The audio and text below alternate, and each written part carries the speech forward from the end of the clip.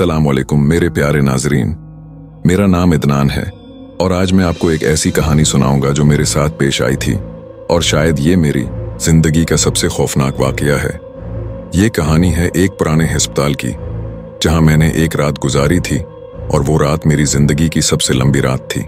तो तैयार हो जाएं, लाइट्स बंद कर लें और कहानी सुनने के लिए कान लगाएं। मैं अदनान हूं और मैं लाहौर के एक छोटे से गांव से ताल्लुक रखता हूं। मेरी उम्र 28 साल है और मैं एक छोटा सा कारोबार चलाता हूं। ये बात 2023 की है जब मेरी वालदा की तबीयत अचानक खराब हो गई। उन्हें सांस लेने में तकलीफ हो रही थी और गांव के डॉक्टर ने कहा कि उन्हें फौरन अस्पताल ले जाएं। हमारे गांव से करीब तरीन अस्पताल तकरीबन 40 किलोमीटर दूर था और वो भी एक पुराना सरकारी अस्पताल था जिसका नाम रहमत अस्पताल था।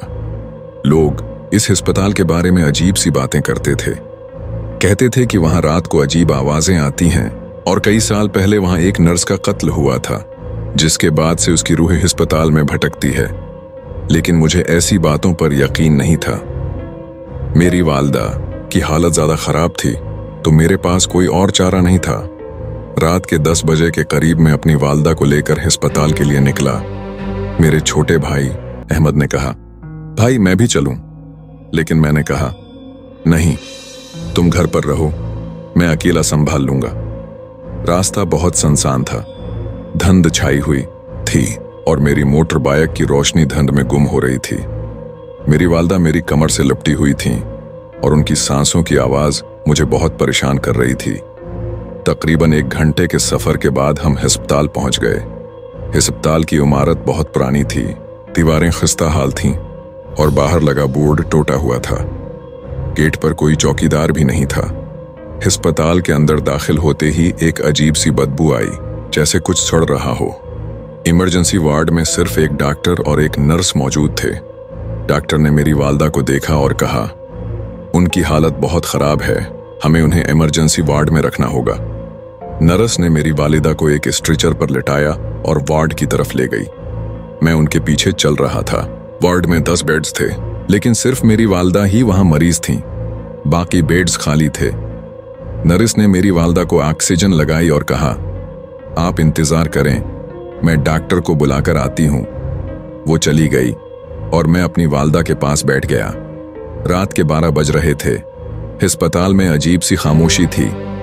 बाहर से कितों के रोने की आवाजें आ रही थीं और कभी कभार कोई परिंदा अजीब सी आवाज निकालता।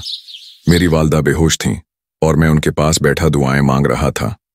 अचानक वार्ड के बाहर से कुछ आहट हुई, जैसे कोई चल रहा हो। मैंने सोचा कि शायद नर्स या डॉक्टर होगा, लेकिन जब मैंने बाहर झांका तो कोई नहीं था। मेरा दिल जोर जोर से धड़कने लगा।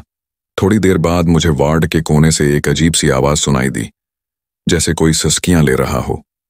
हूं, ऐसी आवाज थी जैसे कोई रो रहा हो।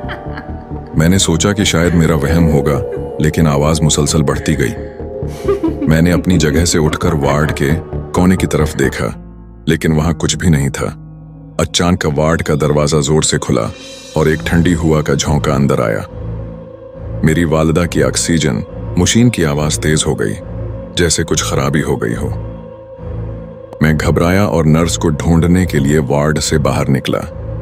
अस्पताल की लंबी तारीक राहदारी में सिर्फ एक मध्यम बल्ब जल रहा था जो बार बार झलमला रहा था। मैंने नर्स को आवाज दी, नर्स बहन कहाँ हैं आप? लेकिन कोई जवाब नहीं आया। राहदारी के आखिर में एक कमरा था जिसके दरवाजे पर लिखा था स्टाफ रूम। मैंने दरवाजा खटखटाया, लेकिन अंदर से कोई आवाज नहीं आई। मैंने दरवाजा खोला, लेकिन कमरा खाली था। अचानक मुझे पीछे से एक अजीब सी आवाज सुनाई दी, जैसे कोई हंस रहा हो। ही ही। मैं तेजी से मुड़ा, लेकिन वहां कोई नहीं था। मैं वापस अपनी वालदा के पास जाने लगा, लेकिन राहदारी के बीच में एक साइन बोर्ड नजर आया जिस पर लिखा था पुराना वार्ड दाखिला मना है। इस साइन बोर्ड के नीचे से अजीब सी रोशनी निकल रही थी, जैसे कोई शमा जल रही हो। मेरा दिल चाह रहा था कि वापस चला जाऊं, लेकिन मेरी वालिदा की हालत की वजह से मैं अस्पताल छोड़कर नहीं जा सकता था। अचानक मुझे पुराने वार्ड से एक औरत की चीख सुनाई दी, मदद करो, मुझे बचाओ।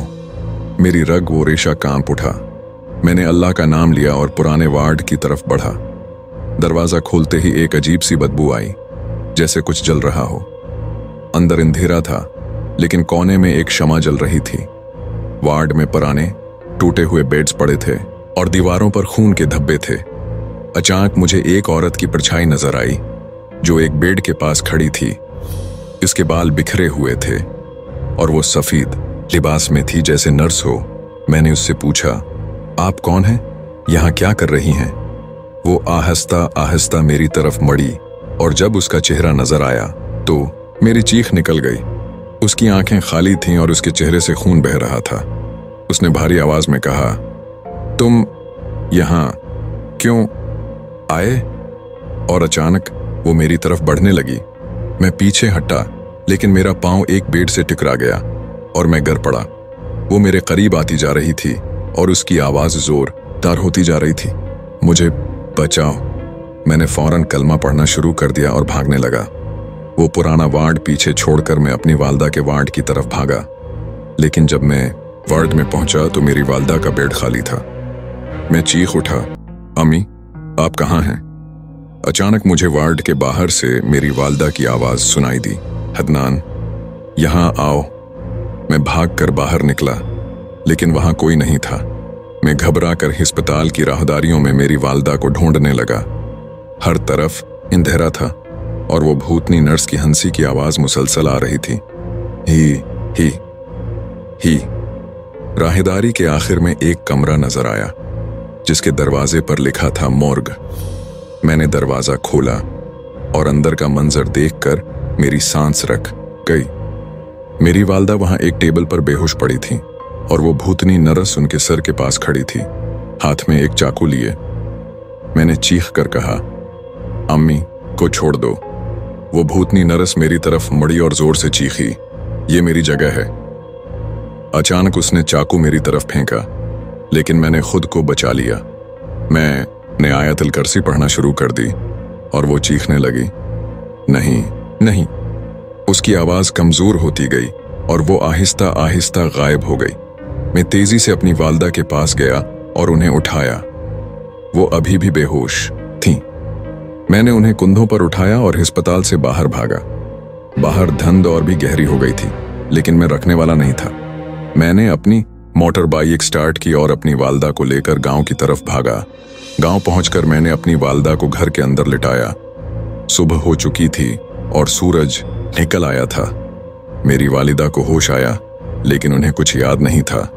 मैंने उन्हें सारा वाकया बताया, लेकिन वो यकीन नहीं कर सके।